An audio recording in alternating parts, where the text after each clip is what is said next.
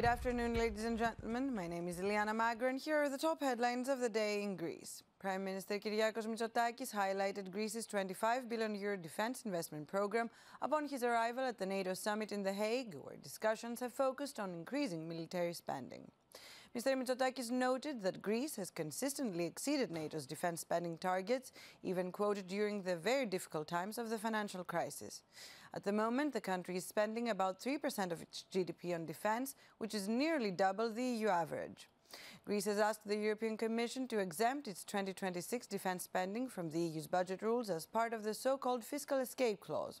The Greek premier says that this will help Greece reach the 5% defense expenditure target, which has been demanded by US President Donald Trump, by 2035.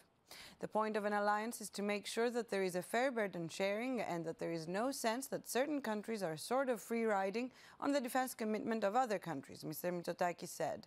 Regarding the ceasefire between Israel and Iran, the Greek PM called it a positive step, but also stressed the urgent need for a similar ceasefire in Gaza. Now, on the sidelines of the NATO summit, Foreign Minister George Gerapetritis met with US Secretary of State Marco Rubio. Discussions between the two focused on the country's strategic relationship and on developments in the Middle East, Mr. Gerapetritis wrote in a post on X. Greece's role as a reliable and stable partner and ally in a critical area for regional security and US efforts to de-escalate tensions in the broader Middle East were highlighted, he added. Both ministers reportedly reaffirmed their commitment to strengthening the bilateral relationship, while the US Secretary of State also expressed his desire to visit Greece. Now, authorities are assessing the damage caused by recent wildfires on the island of Chios, while a woman has been arrested in connection with one of the blazes. The mayor of the island, Yannis Malafis, said earlier this morning that the situation is largely under control, with current efforts focused on monitoring and extinguishing remaining hotspots and possible flare-ups.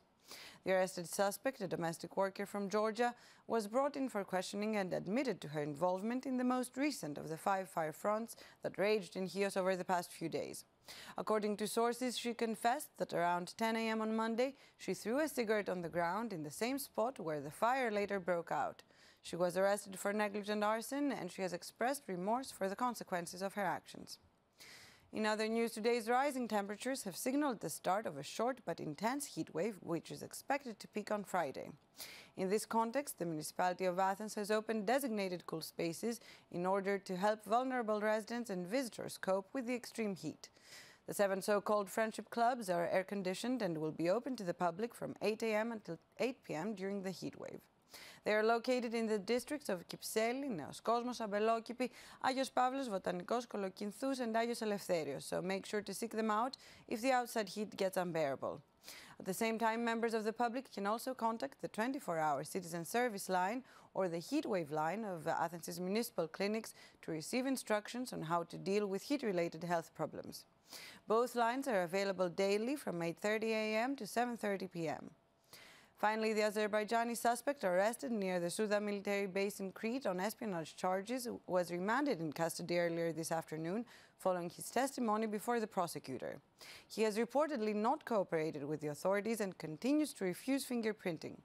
During his nearly 3-hour-long statement, he claimed that he traveled to Hania as a tourist, saying that while photographing landscapes, he may have accidentally captured images containing military material.